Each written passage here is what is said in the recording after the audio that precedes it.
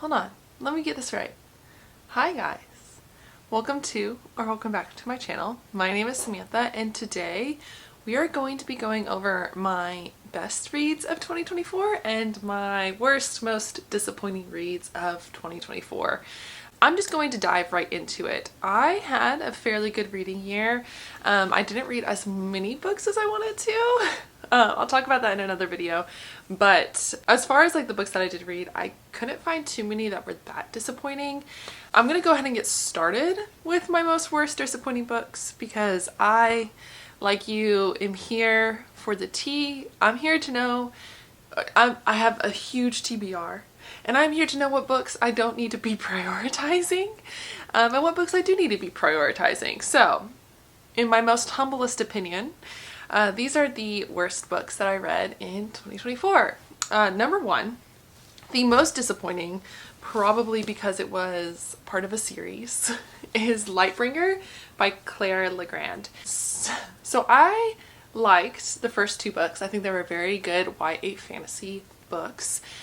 I would recommend them to any beginning fantasy reader. I would recommend them to, I literally gave my first book, the first book, which I forget the name of, I'll put it up here, to my niece. So books are good. This finale though was not the greatest. This finale was irritating, frustrating, drawn out, did not give me the satisfaction that I wanted out of it. So of course it has to be my most disappointing read of 2024. Also because to get to this point I had to read two other books in an entire series, and then to be let down by the finale is just like a knife to the chest. It's just a knife to the chest. So did not like this conclusion. This made it on the list. The next one, which should be no surprise to anybody who follows my channel or knows me on Instagram or is in my personal life, and that is On the Road by Jack. Not gonna remember his last name ever. I actually don't know where my copy went. I have like 3 different copies of this book because I had to read it for a class. I don't know where it went. But do not recommend. This is a classic you can just skip over. You're not going to gain anything from it. I think it's very outdated. The narrator is the author himself, and it's very much, I found it very preachy. It was misogynistic, it was racist, it was sexist. I personally, once again in my most humble opinion, I personally don't want to waste the time reading a book about a man who thinks that he knows things, mansplains the entire book, travels across the country thinking that he's being some sort of prophetic, cool guy, talking about the women that he sleeps with, comparing himself to a slave in the way that he wants to be a slave because it's easy. Because it's like you just wake up and everyone tells you what to do. Yeah, that's what we're talking about here. That is why it is probably one of the worst books I may have ever read. If anyone asked me what book I would never ever recommend and is probably my worst book, it would be that one, which is saying something because I love all books, but that one, yeah, that doesn't need to be literature anymore. It doesn't need to be a classic anyone needs to read. And the last but not least, the one that makes me so mad. I have to loop in Powerless with this, but Reckless for sure. Now I'll tell you why Powerless. I have read my entire life. So of course, I think I don't have it with me anymore because I gave it to my niece, but Red Queen by Victoria Aveyard. I should know her last name, I don't. I read that when it first came out. Loved it. Powerless, I'm gonna tell you right now, is Red Queen. Just with a little mixed in there.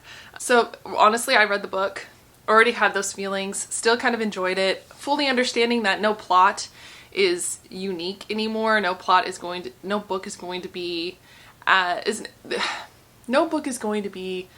original. Okay, we have 7 plot structures for most books that you can pick from, and readers like certain tropes, and we all know that, right? So like I wasn't judging it too harshly, but then already kind of on not my favorite side, Reckless came out, and Reckless was a waste of time. When you want to talk about 2 characters who do absolutely nothing, characters that are repetitive, a plot line that doesn't go anywhere, and then you add on top of the fact that nothing in it is original, Can't do it. Almost put me in a reading slump. I'm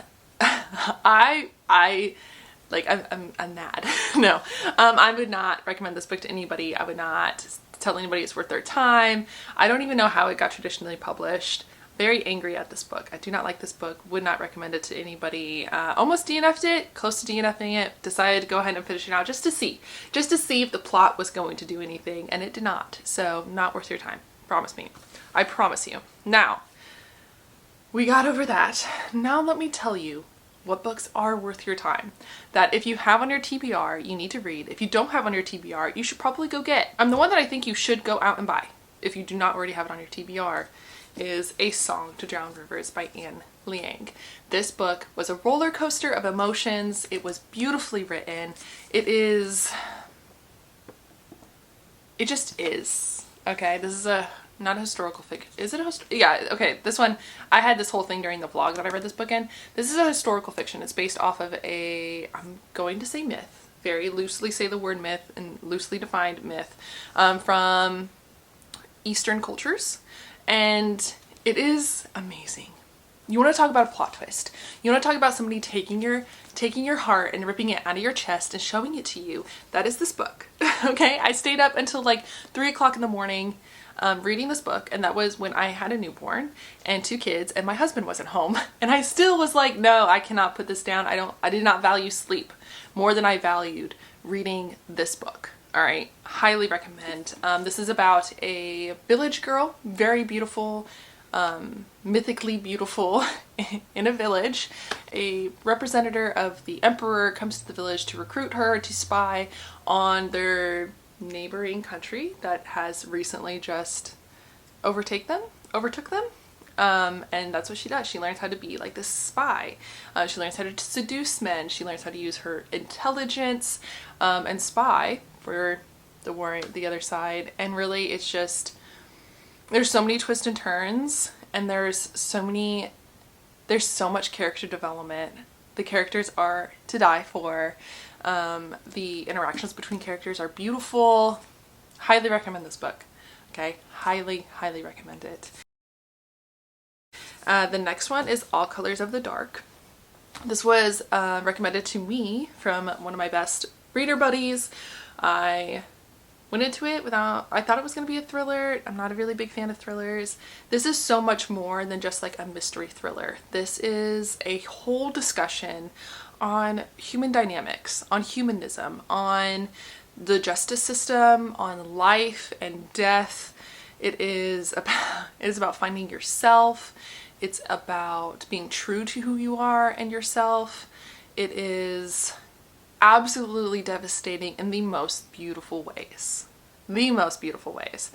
You'll find yourself in some of these characters. You have to, because the characters here are so dynamic and so humanistic. It's just beautiful. It's beautiful. The writing is lyrical. There's so many lines that you could just highlight, that you could get tattooed on your skin, because it's just so beautiful. The imagery is gorgeous, and I can't say enough about this book. So I think this book goes either way. Some people find it like it's drawn out, they don't like it, they didn't see the point to it, and there's, I think, other people who just get it, and I'm one of those people that get it. So I would definitely recommend everybody try to read this book, because it was definitely a 5 out of 5, obviously, for me. The next one, the only fantasy, right? Yeah, the only fantasy on my best of 2024 list is The Will of Minnie. This one, I think it's James Islington that wrote this book. I don't have it in front of me because I read it on my e-reader, my Kindle. This was awesome. Like, it was just awesome. It gave me the feelings of like reading The Hunger Games again, of reading Harry Potter again. Yeah, I almost questioned that, but yeah, I think I could say that. It is really, really good. I love the character dynamics. I love the found family. I love the political intrigue in this book. The magic system is also really intriguing. It was fast paced, but it wasn't too, like, it was fast paced, but it built on itself, which was really cool. We have a very interesting, unique main character who has a dynamic background, a very diverse background, which is so cool to see. We have rebellion groups, we have a very corrupt government, we have an academy setting, we have a competition, we have like dramatic deaths, like did not see it coming, hit you as it went by and died. Almost like a Finnick. If you've read the Hunger Games, some of them felt like Finnick. Like you were just like, hold up, let me read that passage over again. What just happened? Why did the author do that? How did that happen? You're always guessing. It's keeping you on your toes because like something's happened to the characters and you're wondering like the ulterior motives. There's a lot of times where like you're introduced to a character and then like halfway through the book, you have a whole different feeling about this character because something comes to light. Lots of twists and turns, lots of secrets and like ongoings. You don't know who to trust. You feel that in the character. The main character is so like, he's intelligent and it's so interesting to see through his eyes what is going on because he's not only intelligent, he's mature, he's humble, he's so interesting to read from. So I highly recommend that book as far as if you're interested in that. And honestly, it also had like a little bit of a Red Rising feel to it. And I don't want to, I've seen a lot of stuff about Red Rising lately in like YouTube and BookTube and Instagram, but it kind of had that feeling too, just because the hierarchy, the governmental system that is in place is very Roman based and it is very much cutthroat like in Red Rising. So if you like that book, I would recommend this one. Really just loved it. Just loved it. It was such a ride. It was a great way. I had just finished reading it, so it was a great way to end my year. But that's all I have for now. I think that's it. All right. I think that's it. There are definitely some books that I DNF'd, but I don't really add those to the list because they aren't necessarily disappointing, and I can't really consider them the worst because I didn't finish them. So I guess I wouldn't know. But there were definitely some DNFs. I'm not gonna lie to you about that. But yeah, that is what we were looking at. So books I would recommend. Books that were disappointing that I don't think I would recommend. Which kind of sucks because I know I put Lightbringer on this list and I just gave that book to my niece, but I also have a best friend who is obsessed with the series and absolutely loves it, and I must be the odd one out. I don't know. It could have been just wrong time, you know? Wrong book, wrong time. But that's where I'm at. So I hope everyone is having a happy holidays. Everyone I have the highest hopes for your 2025 reading list, and I hope you guys all have a wonderful new year. And I will see you guys, I might just see you guys in the new year, so I'll see you guys then. Bye.